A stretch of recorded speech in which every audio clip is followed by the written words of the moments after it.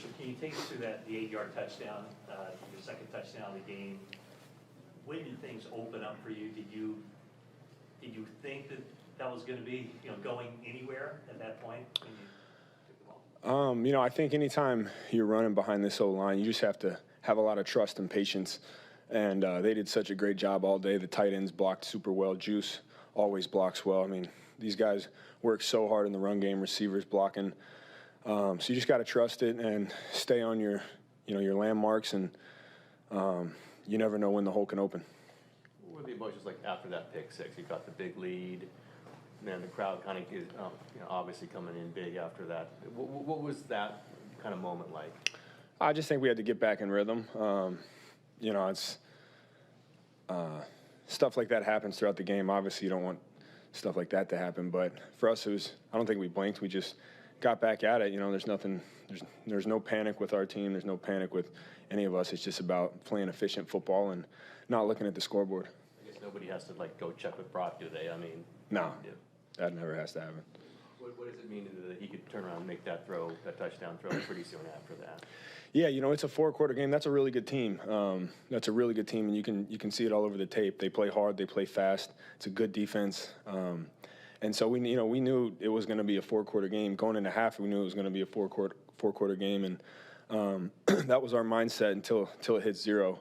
We're going to have to play extremely good football, and I think we'll look back at the tape and want some plays back. But I was happy with the way we fought for 4 quarters.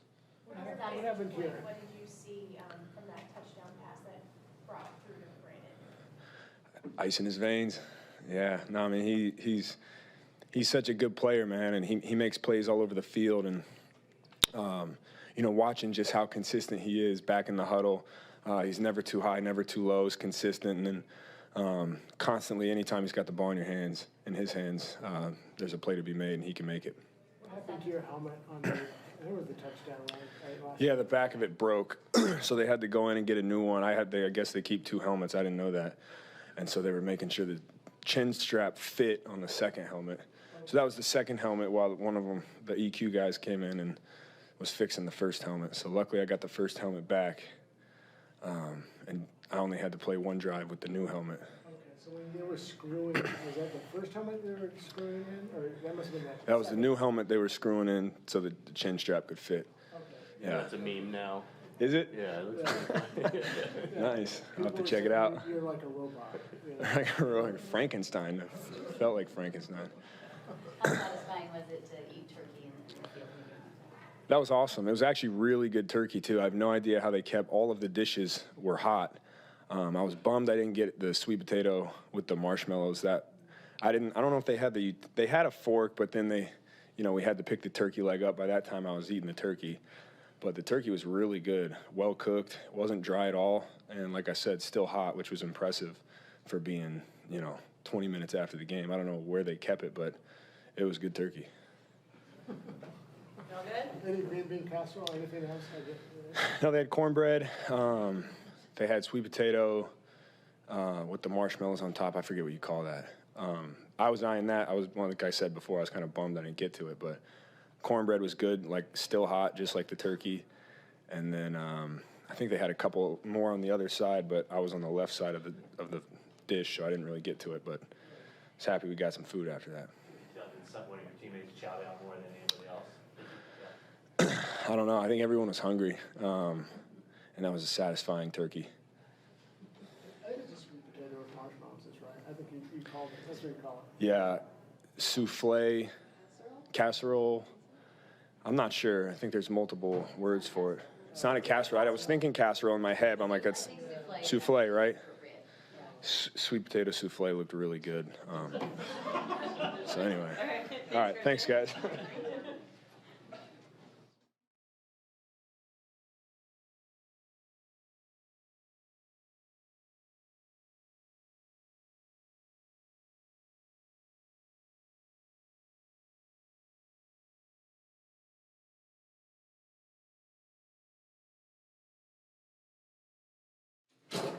We'll start out with the maybe not the greatest play on the pick six. So you were checking out of that because you saw something. What went on from there? Yeah, so we just got into in a second play. We had BA as my first option on the left. Felt like wasn't there, so I came backside to Christian, and it's somewhat of a safe play that we had on, and it's really 1-2, and so I just tried getting the ball to Christian, being backed up. Felt like I was in the end zone and wanted to get the ball out. So, looking back at it now, obviously it was in a lot of coverage and stuff. Christian had a bunch of guys around him, so on my end, I didn't put him in the best position, and obviously our team in the best position. So I got to learn from it. So what kind of goes through your mind there? I mean, your teammates always say you're the same guy. Are you the same guy in your head when something like that happens? The crowd's going crazy? Yeah, I mean, obviously we're up by 3 scores, 3 touchdowns, and then we just give them one like that. So now it's a 2-score game. So now it's real, and game is back into play. It felt like in terms of them being back in the game. So for myself, it's like, all right, got to be smart with the ball, but at the same time, I still got to have that aggressive edge to myself, and not being afraid, to rip stuff in tight windows still and move the ball, get first downs, and score touchdowns. That's where I was at with my mindset moving forward. So obviously it sucked going through it. Got to learn from it, but in terms of who I am and playing this position, that can't change, and so that's what I had to keep telling myself. Going to the touchdown pass was not very long after. Kyle said it was not the throw he thought you were going to make. It was something underneath. You're determined to make that throw? Do you know that thing's going to be open when you're dropping back? Yeah, I mean, it's not like, all right, I messed up and, I got to prove to myself or to my team that I can make a big play to get us back in. It's nothing like that. We had actually ran the ball really well that drive. And so for myself, it was, all right, be smart with the ball, take what the defense gives me. So we sort of had like a rollout setup play. And I just went through my progression. I felt the safety came down on the right side just enough for BA to get behind him, and I ripped it. But obviously, looking back on it, there's a guy underneath as a check down that was open too that would have been a big gain and for us to eat the clock up and stuff. But like I said, went through the progression, trusted in BA being there, and just let it rip. Brock, on Christian's 8-yard touchdown run, it didn't look very promising. I think he was like at the 13-yard line in a bunch of traffic. I mean, what was your view of that, and are you shocked? You're probably not surprised that he did that, but still, how impressive was the fact he got in the end zone? Yeah, I mean, Christian makes runs like that all the time. I don't know if people really realize it, just the open field and stuff. What looks like isn't much, he just keeps his motor rolling. Guys get behind him and push, or he'll, just spin out of something and get a couple extra yards. And then on that play, it's like, all right, yeah, we're going to be down inside whatever the 10. And then he just kept going and fighting and driving. And it's like, yeah, that's Christian McCaffrey, man. He's a dog. And you just never know when he's going to keep going or get out of something. So for him to do that didn't really surprise me. But at the same time, I look up to that kind of stuff. He gives us a spark, man, and an energy to the offense when we need it most. So respect to him. It's maybe too soon to ask, but what's going through your mind knowing that you're going back to Philadelphia next week? Yeah, man, we just won on Thanksgiving. We're going to enjoy this one. We're going to, take the next couple of days to recover and clear our minds and whatnot. And when we get to the game plan, we'll get to it, next week. But I'm enjoying it right now. Obviously, it's going to be a big one on the road and stuff. We know that. Everyone knows that. But we're just taking one day at a time, and we're going to enjoy this one. How much of the touchdown pass is just having the full faith that Ayuk is going to get to that spot?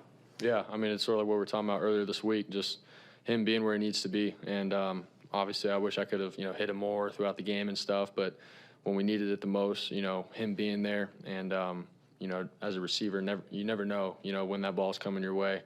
And BA did his job, and I got him the ball in the right spot, and he made the rest happen, getting into the end zone. But it's that trust, man. It's the faith in each other, what we do every single day at practice and stuff, and then it's showing on the field. So feels good. You This waited 4 was months. your first Thanksgiving game. What was it like to have that iconic moment of eating the turkey on the field?